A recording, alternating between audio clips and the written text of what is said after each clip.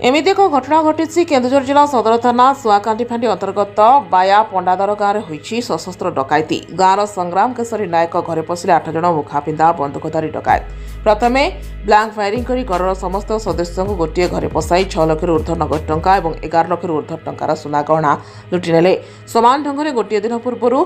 खिरई टांगिरी गाँव व्यवसायी घर होता 10 लाख ऊर्ध्व लुट। पुलिस डकायत को टेर पाउनी पुलिस तदंत जारी रखी। घर मालिक कहवा अनुसार राति प्राय 10:30 दुर्घटना होती कही पानी मागिथिले दुर्बृत्त। तापरे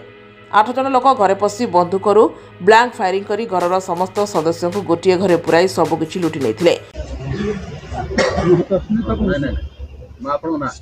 सुरेखा नायक काली पुओ बड़ पुओ दुकान करथिला सान पुओ जाइथिला कोठी आसिकी ताकि थका लगे शोइथिला आमर रोषे सरला पर डाकिले छुआ जाइए खाया लगे सान पुओ आसला बड़ पुओ किसी समय पर आसला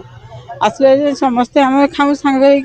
धरिकी प्लेट बसीचु से टाइम रे 4-5 जन के 3 जन के आसिल गोटे अल्प हाइट पिलाटे धरिक कहले एमती एक्सीडेंट होगा सिलु भाई मो पानी टिके दियो मरीज लोकटा से चढ़ी जाऊली पटिको से जगन कहला कहीं पटिको सेबाटे जाऊँ कहीं पानी नब जदि तलू आस से तलू आसवे कौन जा सीधा पाछे शोदेले पिलाटा को एपट सेपट कि दी सैड्रे 2 जन छिड़ा हेले हेडू जगन टे कहला कौन घर भीतर को चढ़ी आस सी कौन कला ना ये कर धक्का मारला भाई भीतर पशि जाए जगन को देखीदेला बंदूक से समस्त की पेला ठेला करके घर को पशि जाकि आमको चुप करके सब मोबाइल नहीं जाएंगी पिटा ये कर धक्का मारे मुझे कि ना छुआ मोर ये करना कष्ट कर तुम्हें मो जहाँ कर मत मार पछक मो छुआ को ये करना ये चुप रह कर मत पेली देकी ये करके किसी ये कर अनुरोध कर फायरिंग करदेमु सीधा सुट करदेमु एमती कहता है जगन को बड़ पुआ समस्त से बसिलु सब छुआ बो सान बोटी नाला जाइए बाप घर को सी भी आसला पछर आमती ये कलापर आम हाथ खाଇବା छड़े नहीं गले धरती प्लेट सब छड़े नहीं गले थोदेले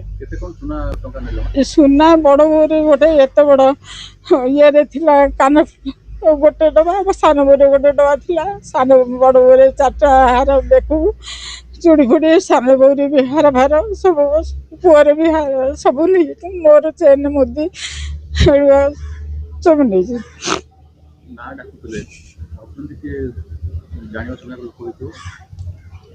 सेमती आम जापारूनु मुहर बांधी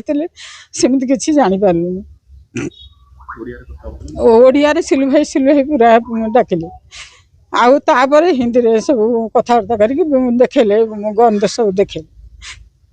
8 जन कि 9 जन खंड आज्ञा मो ना संग्राम केशर नायक जगन डाकती एटा काली 10:20-30 आपंकर आसिले से पटू सामने पटू आसिले भाई दुकान बंद करी आसला खाऊलु भितर बस खाइला भितर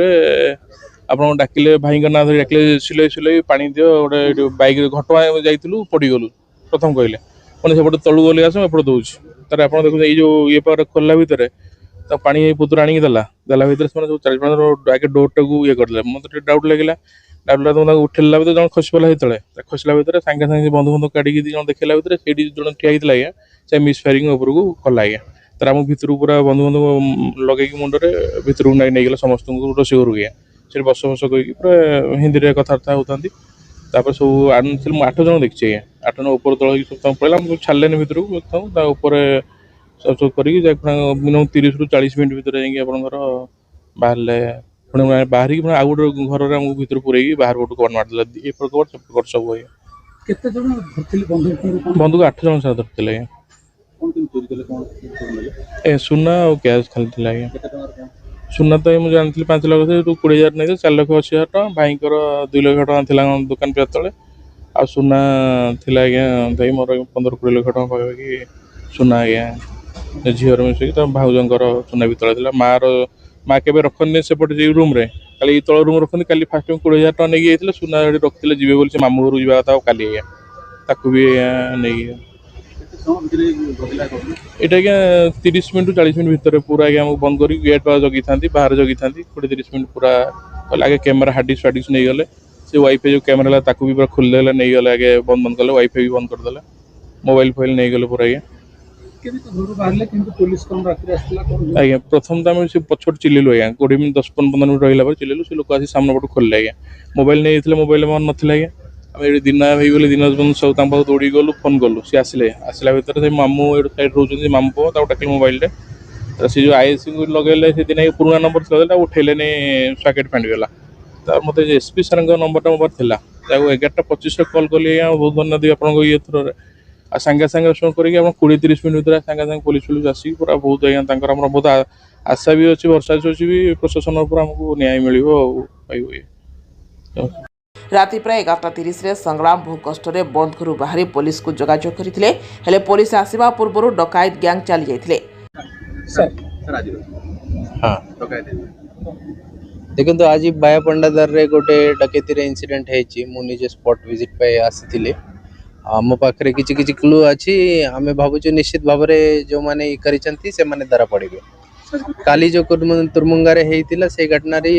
ବି ଏମାନେ ହିଁ ସମ୍ପୃକ୍ତ ଅଛନ୍ତି। ଆମର ଇନଭେଷ୍ଟିଗେସନ ଚାଲିଛି, ଖାଲି ଏତିକି କହିପାରିବି।